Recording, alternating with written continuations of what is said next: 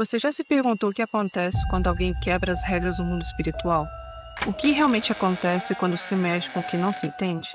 E se um simples jogo transformasse em algo que nem a ciência, nem a polícia conseguiria explicar? Eu sou Kate Rosa, e se você curte crimes reais, paranormal e mistérios, contados em formato de história, então relaxa, porque é exatamente isso que você vai encontrar aqui.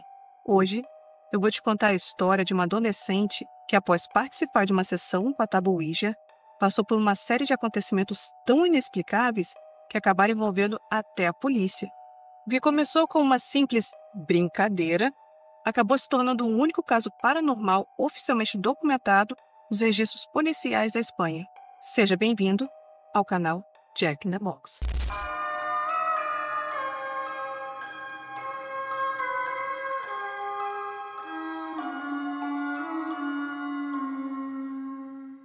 Em 1990, Estefânia Gutiérrez Lázaro era uma adolescente de 16 anos que levava uma vida aparentemente comum, com seus pais e irmãos no bairro Operário de Vallecas, em Madrid. Para quem a conhecia, Estefânia era o tipo de garota que transmitia leveza, era doce, amigável, sempre sorridente, gostava das coisas típicas da idade, era fã da Disney, adorava ouvir Mariah Carey e música country. Nas horas vagas, jogava boliche, vôlei, e era sempre cercada de seus amigos. Uma adolescente como tantas outras, até que algo mudou. Num dia na escola, Estefânia e duas amigas decidiram fazer algo que, à primeira vista, poderia parecer apenas uma brincadeira de adolescente. Uma sessão de Tabu Ouija, escondida no banheiro da escola. O motivo? Uma das amigas tinha perdido o namorado recentemente em um trágico acidente de moto. E as três estavam determinadas a entrar em contato com o espírito dele. Só que o que aconteceu em seguida desencadearia uma cadeia de eventos que ninguém poderia prever. Durante a sessão, uma das freiras da escola descobriu o que elas estavam fazendo. E muito furiosa, ela invadiu o banheiro e quebrou o tabuleiro Ouija ao meio, interrompendo o ritual. E foi aí que as coisas ficaram realmente perturbadoras. Segundo testemunhas, no exato momento em que o tabuleiro foi quebrado ao meio, uma estranha fumaça branca saiu do copo em que elas usavam como planchete. Essa fumaça, como se tivesse vontade própria, supostamente subiu no ar e entrou diretamente pelo nariz e pela boca de Estefânia, antes de simplesmente desaparecer. Interromper uma sessão de Ouija sem encerrá-la adequadamente é considerado extremamente perigoso nos círculos ocultistas. É como desligar uma ligação com o mundo espiritual sem dizer adeus. A linha, ela vai permanecer aberta, criando uma possível porta de entrada para entidades no nosso mundo. Poucos dias depois do incidente com o tabuleiro Ouija, algo em Estefânia começou a mudar drasticamente. Seus pais foram os primeiros a notar. Ela não conseguia mais dormir à noite. E quando finalmente adormecia, acordava aos berros de madrugada, tomada por pesadelos que pareciam extremamente reais. Mas não para por aí, não. Estefânia começou a relatar algo que deixou toda a família em alerta. Ela começou a ver entidades altas e escuras que surgiam no canto do quarto e chamavam pelo nome dela. Logo depois, os episódios ficaram ainda mais estranhos.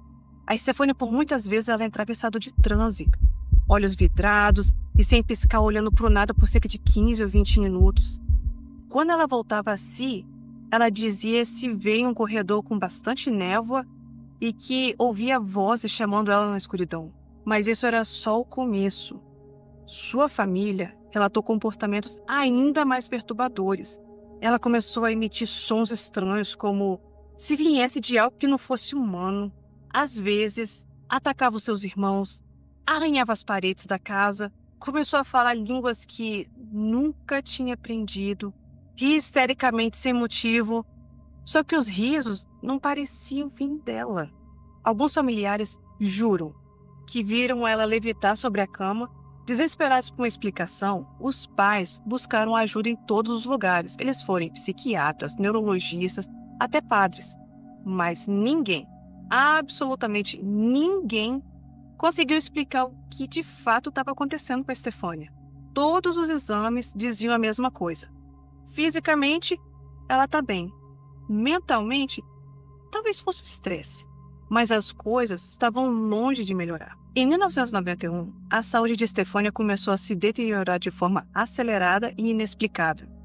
No dia 13 de julho, ela desmaiou repentinamente em casa e começou a espumar pela boca. Foi levada às pressas para o Hospital Gregório Maranhão, em Madrid, onde entrou em coma e às 2 da manhã do dia seguinte, Stefania foi declarada morta. A causa oficial?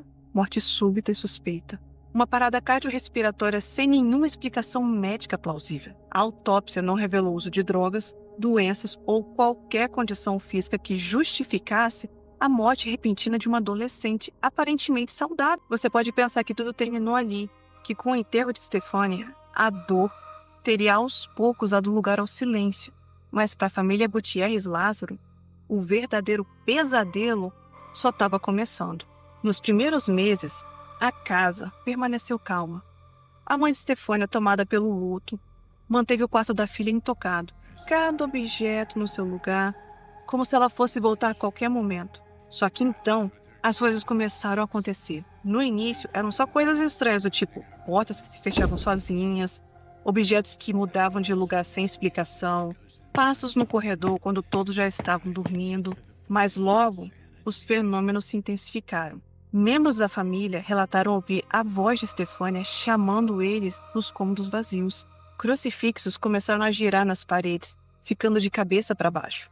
Vidros quebravam sozinhos no meio da noite e, por fim, começaram as aparições.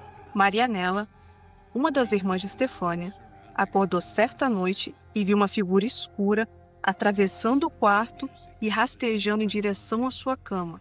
A mãe de Stefania também relatou sentir mãos invisíveis tocando o seu corpo enquanto ela dormia. Só que entre todos esses fenômenos que aconteceram, nada, mais nada poderia se comparar com o que aconteceu no dia 1º de novembro de 1992. A família descobriu que uma foto de Stefania tinha pegado fogo misteriosamente. Só que o mais esquisito disso tudo foi que apenas o rosto de Stefania queimou. A moldura e o vidro ficaram intactos. Em 27 de novembro de 1992, a família chegou ao limite.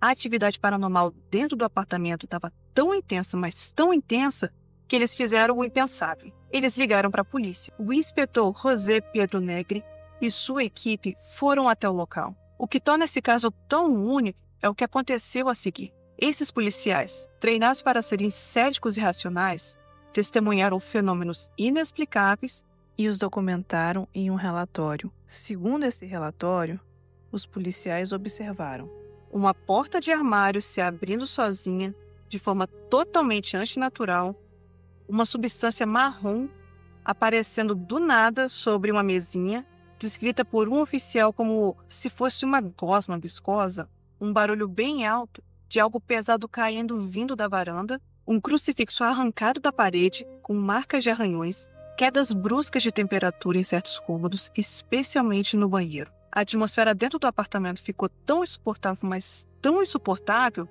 que não demorou muito para algumas pessoas da equipe se recusarem a continuar no apartamento. O inspetor Negri afirmou posteriormente que foi o caso mais perturbador de sua carreira. O relatório oficial continua até hoje como a única evidência oficial de um caso paranormal das autoridades espanholas, o que faz com que o caso Vallecas seja muito maior do que apenas uma história de fantasmas. Mas, afinal de contas, o que realmente aconteceu com Stefania Gutierrez Lázaro? Existem algumas teorias. Por exemplo, alguns acreditam que Stefania foi realmente possuída por uma entidade maligna que entrou em seu corpo durante a sessão de Ouija interrompida, o que acabou tirando a sua vida e depois continuou assombrando a sua família.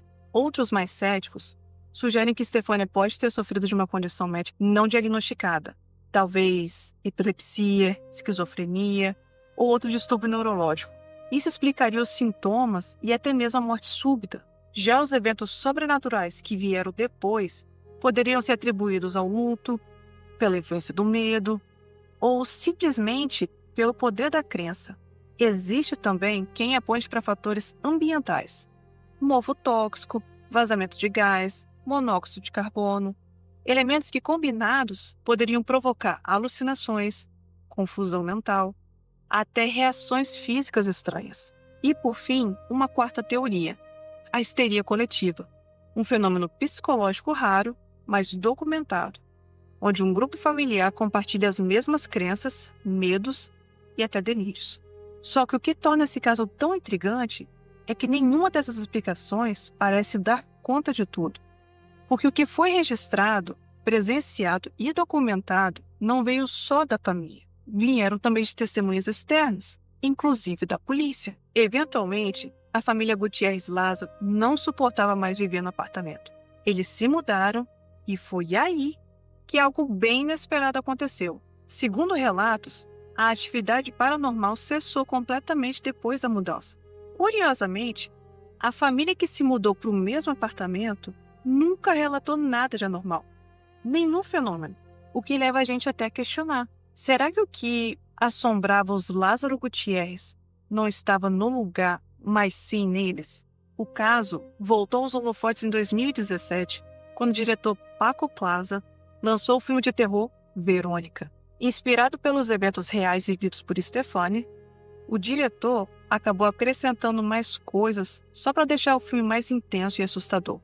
E com isso, ele acabou trazendo a atenção internacional para esse caso. Anos mais tarde, alguns irmãos de Stefania deram entrevistas, e com visões diferentes sobre o caso.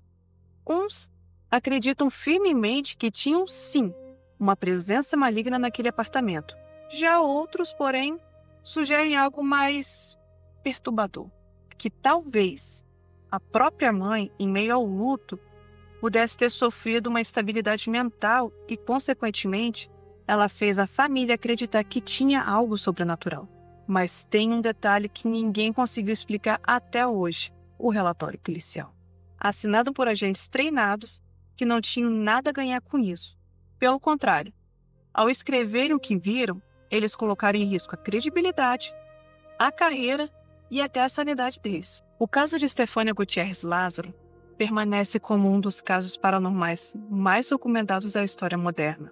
Quer você acredite em possessão, prefira explicações científicas ou simplesmente não queira acreditar, uma coisa é certa: algo muito estranho aconteceu com aquela família. Agora, deixando um pouquinho de lado a parte sobrenatural, o que resta nessa história é uma adolescente que tinha tudo pela frente, tendo a vida interrompida. Uma família que viveu entre o luto e o medo, e um mistério que décadas depois ainda assombra quem ouve essa história. No fim das contas, o que essa história nos mostra é algo simples, mas difícil de ignorar. Existem portas que, uma vez abertas, não se fecham com facilidade. E talvez, só talvez, ali entre o nosso mundo e o que está do outro lado seja bem mais fino do que imaginamos. Agora eu quero saber de você. O que você acha que aconteceu realmente com a Stefania? Foi algo espiritual, psicológico ou uma mistura dos dois? Me conta aqui nos comentários. Se você curte esse tipo de conteúdo, já deixa o seu like, compartilha com quem ama casos de crimes reais, fenômenos paranormais e mistérios. Já se inscreve também no canal, ativa as notificações e a gente se encontra no próximo vídeo.